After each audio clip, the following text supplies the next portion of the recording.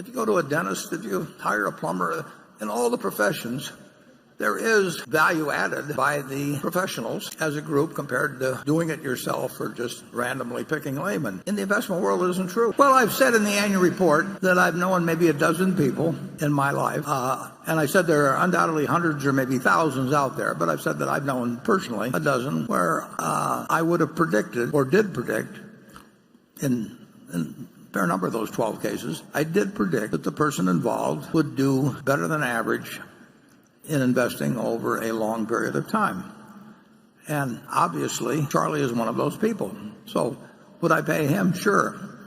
But would I take financial advisors as a group and pay them 1% with the idea that they would deliver results to me that were better than the S&P 500 by 1%, and thereby leave me breaking even against what I could have done on my own?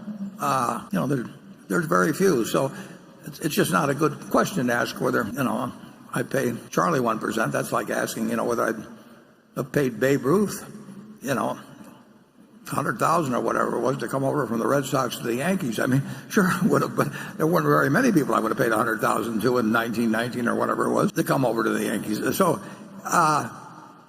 it's a fascinating situation because the problem isn't that the advisors are going to do so terrible. It's just that you have an option available that doesn't cost you anything that is going to do better than they are in aggregate. And it's an interesting question. I mean, if you hire an obstetrician, assuming you need one, they're going to do a better job of delivering the baby than, if the spouse comes in to do it, or if they just pick somebody up off the street. And if you go to a dentist, if you hire a plumber, in all the professions, there is value added by the professionals as a group compared to doing it yourself or just randomly picking laymen. In the investment world, it isn't true. I mean, the active group, the people that are professionals in aggregate cannot do better than the aggregate of the people who just sit tight. And if you say, well, in the active group, there's some person that's terrific, I will agree with you.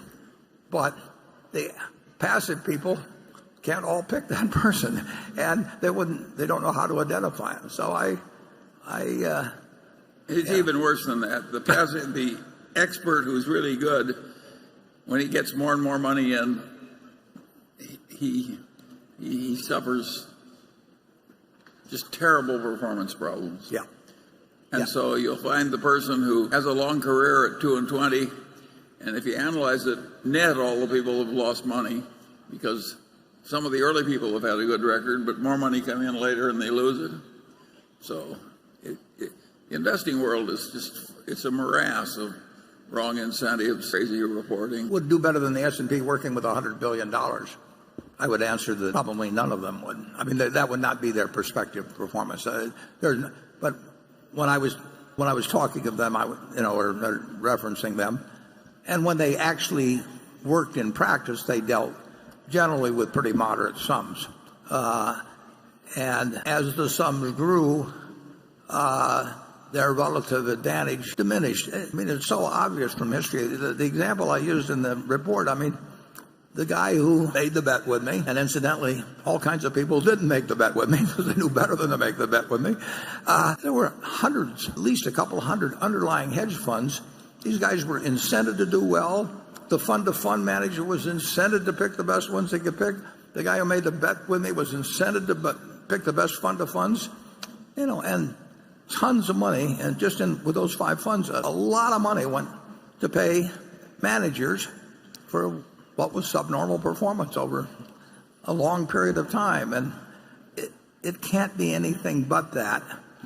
And it's an interesting profession when you have tens of thousands or hundreds of thousands of people who are compensated based on selling something that in aggregate can't be true, superior performance. So, but it'll continue, and the best salespeople will tend to attract the most money, and because it's such a big game, people will make huge sums of money, far beyond what they're going to make in medicine or you name it. I mean, repairing the country's infrastructure.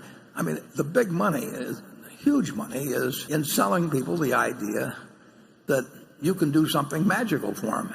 And if you even have $1 billion fund, and get 2% of it for terrible performance, that's $20 million. In any other field, it would just blow your mind. But people get so used to it, in the field of investment, that it just sort of passes along. And $10 billion, $200 million fees. We've got two guys in the office, that are managing $11 billion. Well, no, they're not. I'm sorry. They're managing $20 billion. Between the two of them, $21 billion maybe. We pay them $1 million a year, plus the amount by which they beat the S&P. They have to actually do something to get contingent compensation, which is much more reasonable than 20%. But how many hedge fund managers in the last 40 years have said, I only want to get paid if I do something for you? Unless I actually deliver something beyond what you can get yourself, I don't want to get paid. It just doesn't happen. And it gets back to that line that I've used. But when I asked the guy, how can you, in good conscience, charge 2 and 20? And he said, because I can't get 3 and 30.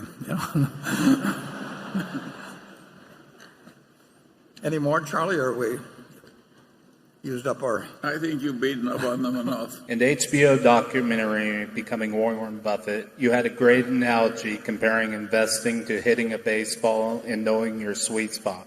Ted Williams knew his sweet spot was a pitch right down the middle. When both of you look at potential investments, what attributes make a company a pitch in your sweet spot that you'll take a swing at and invest in? I'm not sure I can define it in exactly the terms you would like, but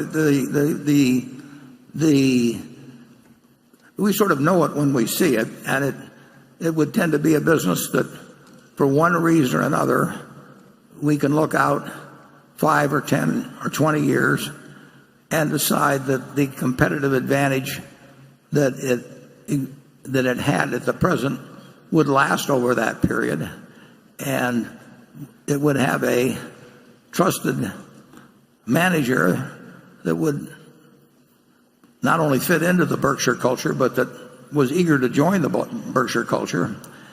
And then it would be a matter of price. But the main, when we buy a business, essentially we're laying out a lot of money now based on what we think that business will deliver over time. And the higher the certainty with which we make that prediction, the better we feel about it. You can go back to the first, wasn't the first outstanding business we bought, but it was kind of a watershed event, which was a relatively small company, See's Candy. And the question when we looked at See's Candy in 1972 was, would people still want to be both eating and giving away that candy in preference to other candies? And it wouldn't be a question of people buying candy for the low bid. And we had a manager we liked very much, and we bought a business that was paid $25 million for it net of cash, and it was earning about $4 million pre-tax then, and we must be getting close to $2 billion or something like that pre-tax that we've taken out of it. But it was only because we felt that people would not be buying necessarily a lower price candy. It does not work very well if you go to your wife or your girlfriend on Valentine's Day. I hope they're the same person. And say, here's a box of candy, honey. I took the low bid. It loses a little as you go through that speech. And we made a judgment about See's Candy that it would be special, and probably not in the year 2017, but we certainly thought it would be special in 1982 and 1992, and fortunately we were right on it. And we're looking for more See's Candies, only a lot bigger. Charlie? Yeah, but it's also true that we were young and ignorant then. And now we're old and ignorant. Yeah. Yes, that's true too. And the truth of the matter is that it would have been very wise to buy See's Candy at a slightly higher price. And if they'd asked it, we wouldn't have done it. So we've gotten a lot of credit for being smarter than we were. Yeah, and to be more accurate, if it had been $5 million more, I wouldn't have bought it. Charlie would have been willing to buy it. So, fortunately, didn't get to the point where we had to make that decision that way. But he would have pushed forward when I probably would have faded. It's a good thing. It's a good thing that the guy came around. Actually, the seller was he's the grandson of Mrs. C, wasn't he, Charlie? He was Larry C's son. Am I correct? Or Larry C's brother. But he was not interested in the business, and he was more interested in girls and grapes, actually. And he almost changed his mind. Well, he did change his mind about selling, and I wasn't there, but Rick Aaron told me that Charlie went in and gave an hour talk on the merits of girls and grapes over having a candy company. This is true, folks. And the fellow sold to us, so I pulled Charlie out in emergencies like that. We were very lucky that early the habit of buying horrible businesses because they were really cheap. It gave us a lot of experience trying to fix unfixable businesses as they headed downward toward doom. And that early experience was so horrible, fixing the unfixable, that we were very good at avoiding it thereafter. So I would argue that our early stupidity helped us. Yeah. We learned we could not make a silk purse out of a sow's ear. No, so, we learned. So we went around looking for silk. But you have to try it for a long time and fail and have your nose rubbed in it to really understand it. If you add up American Express, Coca-Cola, and Wells Fargo, I mean, you're getting up, well into the high tens of billions of dollars, and those are businesses we like very much. They're different characteristics. In the case of, you mentioned United Airlines, we actually are the largest holder of all four of the large. We're the largest holder of the four largest airlines, and that is much more of an industry thought. But all businesses have problems, and some of them have some very big pluses. I personally, you mentioned American Express. If you read American Express's first quarter report and talk about their platinum card, the platinum card is doing very well. The gains around the world, I think there were 17% or something like that in billings in the UK, and 15% is the original currency, or the local currency, Japan, Mexico, and very good in the United States. There's competition in all these businesses. If we thought, we did not buy American Express or Wells Fargo or United Airlines, but Coca-Cola with the idea that they would never have problems or never have competition. Why we did buy them is we thought they had very, very strong hands, and we liked the financial policies in the case of many of them. We like their position. We bought a lot of businesses, and we do look to see where we think they have durable competitive advantage, and we recognize that if you've got a very good business, you're going to have plenty of competitors who are going to try and take it away from you, and then you make a judgment as to the ability of your particular company and product and management to ward off competitors. They won't go away. Charlie Munger and Warren Buffett always offer such great insight, and we have so many videos of these guys on this channel. So remember to subscribe and hit the notification bell for more.